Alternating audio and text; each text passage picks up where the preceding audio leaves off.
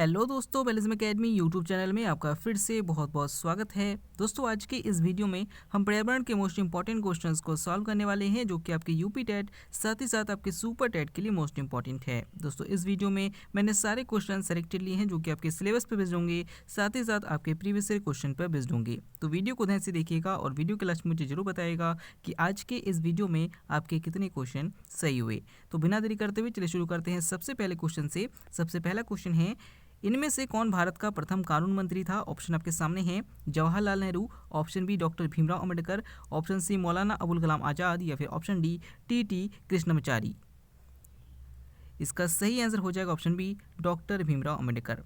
दोस्तों, याद रखिएगा, स्वतंत्र भारत के पहले कानून मंत्री डॉक्टर भीमराव अंबेडकर थे। और अगर आपसे पूछा जाता है स्वतंत्र भारत के पहले शिक्षा मंत्री कौन थे, तो मौलाना अबुल कलाम।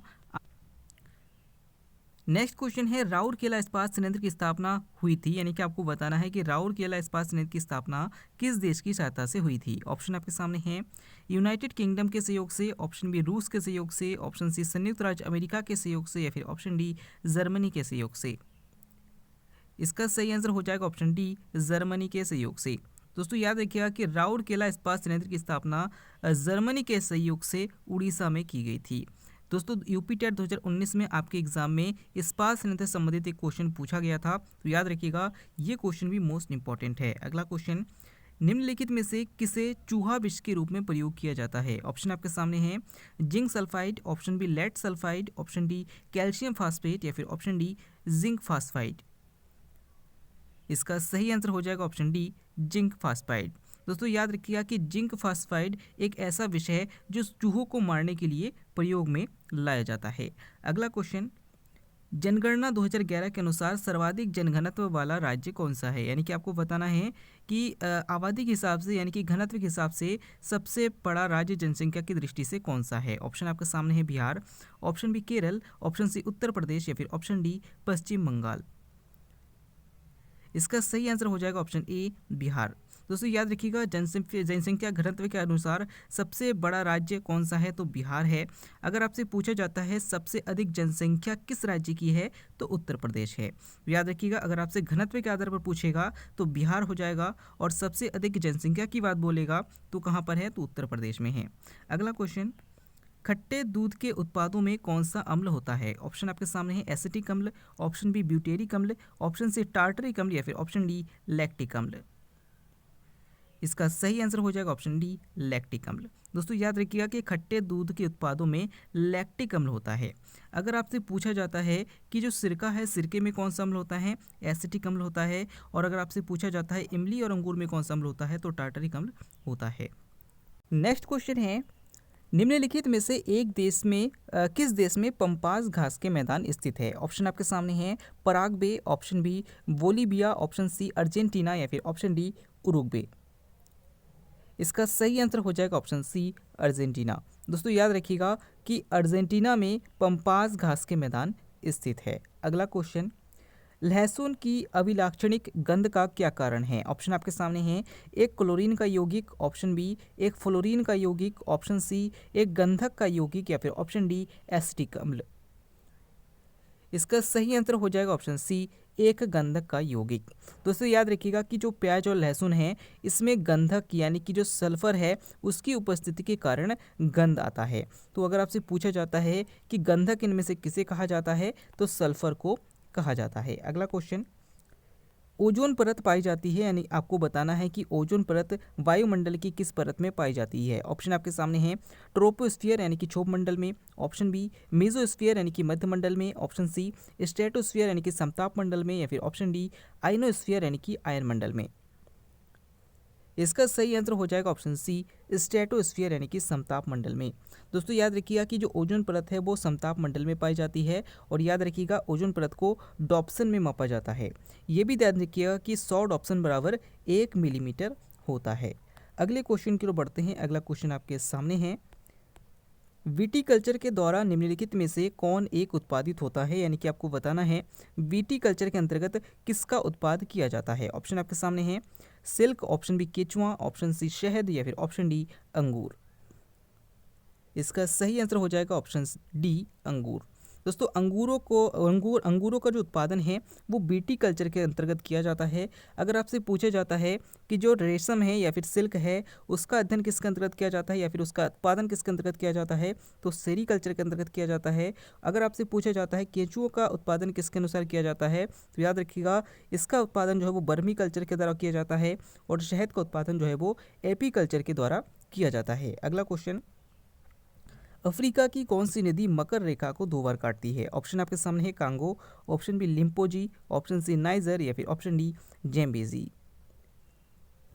इसका सही आंसर हो जाएगा ऑप्शन बी लिम्पोजी। दोस्तों याद रखिएगा कि अफ्रीका की जो कांगो नदी है वो भूमध्य रेखा को 2 बार काटती है और अफ्रीका की जो लिम्पोपो यानी कि जो लिम्पोजी नदी है वो मकर रेखा को 2 बार काटती है। अगला क्वेश्चन आपके सामने है, निम्न में से कौन बायोडीजल उत्पौधा है? ऑप्शन आपके सामने है जावा घास, ऑप्शन बी रतन जोत, ऑप्शन सी गुग्गुल या फिर ऑप्शन डी रोशा घास।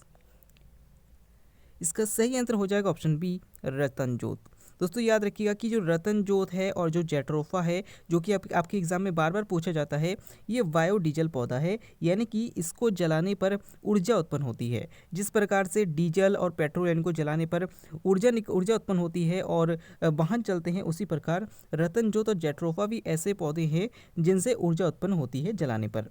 अगला क्वेश्चन है, ब्रह्म समाज की स्थापना किसने की थी? ऑप्शन आपके सामने है राजा राम मोहन राय, ऑप्शन बी बाल गंगाधर तिलक, ऑप्शन सी स्वामी विवेकानंद या फिर ऑप्शन डी दयानंद सरस्वती। इसका सही आंसर हो जाएगा ऑप्शन ए राजा राम मोहन राय। दोस्तों याद रखिएगा कि ब्रह्म समाज की स्थापना किसने की थी, तो याद रखिएगा ब्रह्म समाज की स्थापना जो है वो राजा राम मोहन राय ने की थी। और अगर आपसे पूछा जाता है कि जो आर्य समाज है उसकी स्थापना किसने की थी, तो स्वामी दयानंद सरस्वती ने की थी। अगला क्वेश्चन आपके सामने है, निम्नलिखित में से कौन सबसे नवीन पर्वत श्रेणी है? ऑप्शन आपके सामने है Vindhya, option B Aravalli, option C Shivalik या फिर ऑप्शन डी अनाईमलाई। इसका सही आंसर हो जाएगा ऑप्शन सी शिवालिक। दोस्तों याद रखिएगा कि जो विंध्य पर्वत है, जो अरावली पर्वत है और जो अनामलाई पर्वत है, ये सब दक्षिण भारत के पर्वत है और दक्षिण भारत के पर्वत जो है वो प्राचीन पर्वत है। लेकिन जो शिवालिक पर्वत है, ये ध्यान रखिएगा कि ये हिमालय पर्वत का एक भाग है और हिमालय पर्वत एक नवीन बलित पर्वत है, यानी कि इसका ऑप्शन सी जो है बिल्कुल सही हो जाएगा। अगला क्वेश्चन, पृथ्वी की जुड़वा बहन कहे जाने वाले ग्रह का क्या नाम है? ऑप्शन आपके सामने है बुध, ऑप्शन बी शुक्र, ऑप्शन सी मंगल या फिर ऑप्शन डी प्लूटो। इसका सही आंसर हो जाएगा ऑप्शन बी शुक्र। दोस्तों याद रखिएगा कि शुक्र ग्रह को पृथ्वी की जुड़वा बहन या फिर इसे मॉर्निंग स्टार, इवनिंग स्टार, इन सब नामों से जाना जाता है। अगर आपसे पूछा जाता है सौरमंडल का सबसे छोटा ग्रह कौन सा है, बुध है। अगर आपसे पूछा जाता है किस ग्रह को लाल ग्रह कहा जाता है, तो मंगल ग्रह को कहा जाता है। अगला क्वेश्चन है, भारत के किस राज्य में फूलहर झील स्थित है? ऑप्शन आपके सामने है मध्य प्रदेश में, ऑप्शन बी उत्तराखंड में, ऑप्शन सी उत्तर प्रदेश में या फिर ऑप्शन डी बिहार में। इसका सही आंसर हो जाएगा ऑप्शन सी उत्तर प्रदेश में। दोस्तों याद रखिएगा कि जो फूलहर झील है ये उत्तर प्रदेश के पीलीभीत जिले में स्थित है और यहीं से गोमती नदी का उद्गम होता है। तो याद रखिएगा कि अगर आपसे पूछा जाता है गोमती नदी का उद्गम किस झील से होता है, तो फूलहर झील से होता है। अगला क्वेश्चन, नील हरित शैवाल निम्नलिखित में से किस एक फसल की पैदावार बढ़ाने के लिए जैविक उर्वरक के रूप में प्रयोग लाया जाता है? ऑप्शन आपके सामने है गेहूं, ऑप्शन बी धान, ऑप्शन सी चना या फिर ऑप्शन डी सरसों। इसका सही आंसर हो जाएगा ऑप्शन बी धान। दोस्तों याद रखिएगा कि जो नीले हरे शैवाल है इसका जो उत्पादन है वो धान की खेती में किया जाता है, जिससे कि धान के उत्पादन में वृद्धि होती है। अगला क्वेश्चन है, दामोदर सहायक नदी है, यानी कि आपको बताना है कि दामोदर नदी जो है वो किस नदी की सहायक नदी है। ऑप्शन आपके सामने है हुगली की, ऑप्शन बी गंगा की, ऑप्शन सी पद्मा की या फिर ऑप्शन डी स्वर्णरेखा की। इसका सही आंसर हो जाएगा ऑप्शन ए हुगली की। दोस्तों याद रखिएगा कि जो गंगा नदी है वो पश्चिम बंगाल में जब जाती है तो एक अलग धारा में बह जाती है, जिसे क्या कहा जाता है, जिसे हुगली नदी कहा जाता है। और इसी हुगली नदी की एक सहायक नदी कौन सी है, तो याद रखिएगा वो दामोदर नदी है। और अगर आपसे पूछा जाता है पश्चिम बंगाल का शोक किस नदी को कहा जाता है, तो दामोदर नदी को ही कहा जाता है। अगला क्वेश्चन है, निम्नलिखित में से किसे महाराष्ट्र का सुकरात कहा गया है? ऑप्शन आपके सामने है B G Tilak, option B G K Gokhale, option C M G Ranade या फिर ऑप्शन डी उपयुक्त में से कोई नहीं। इसका सही आंसर हो जाएगा option C M G Ranade, यानी कि महादेव गोविंद रानाडे। दोस्तों याद रखिएगा कि महाराष्ट्र का सुकरात जो है वो महादेव गोविंद रानाडे को कहा जाता है। यहाँ पर क्वेश्चन आपसे ये भी पूछा जा सकता है कि जो गोपाल कृष्ण गोखले हैं इनके राजनीतिक गुरु कौन थे, तो याद रखिएगा ये भी महादेव गोविंद रानाडे थे। अगला क्वेश्चन,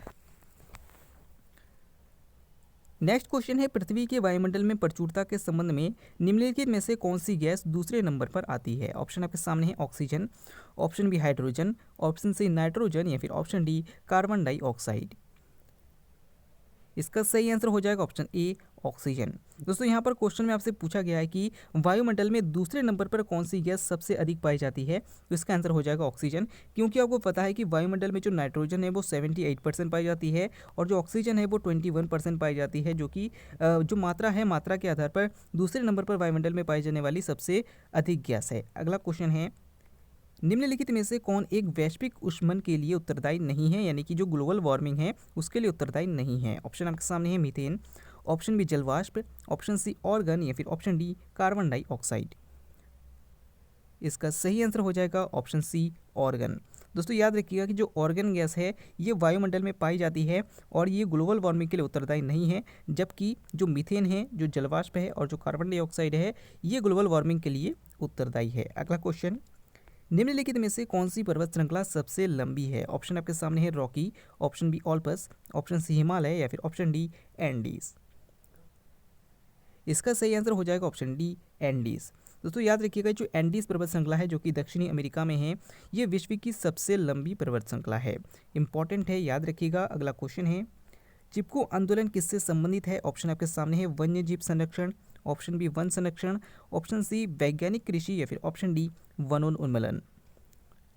इसका सही आंसर हो जाएगा ऑप्शन बी वन संरक्षण। दोस्तों याद रखिएगा कि जो चिपको आंदोलन है जो कि 1973 में हुआ था, ये उत्तराखंड से संबंधित है और इसके नेतृत्वकर्ता कौन थे, तो याद रखिएगा सुंदरलाल बहुगुणा थे और ये वन संरक्षण से संबंधित है। अगला क्वेश्चन, संसद में शून्यकाल का समय क्या है। ऑप्शन आपके सामने है सुबह 9 बजे से 10 बजे तक, ऑप्शन बी सुबह 10 बजे से 11 बजे तक, ऑप्शन सी सुबह 11 बजे से 12 बजे तक या फिर ऑप्शन डी दोपहर 12 बजे से अपराह्न 1 बजे तक। इसका सही आंसर हो जाएगा ऑप्शन डी दोपहर 12 बजे से अपराह्न 1 बजे तक। दोस्तों याद रखिएगा कि प्रश्नकाल के बाद का समय शून्यकाल कहलाता है और इसमें इसका समय जो है वो 12 बजे से लेकर 1 बजे तक है। अगला क्वेश्चन, निम्नलिखित में से कौन सुमेलित नहीं है। ऑप्शन आपके सामने है सुनहरी क्रांति जो कि उद्यान, ऑप्शन बी श्वेत दुग्ध, ऑप्शन सी नीली कुक्कुट पालन या फिर ऑप्शन डी हरित कृषि।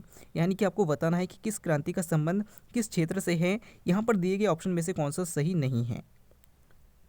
इसका सही आंसर हो जाएगा ऑप्शन सी नीली कुक्कुट पालन।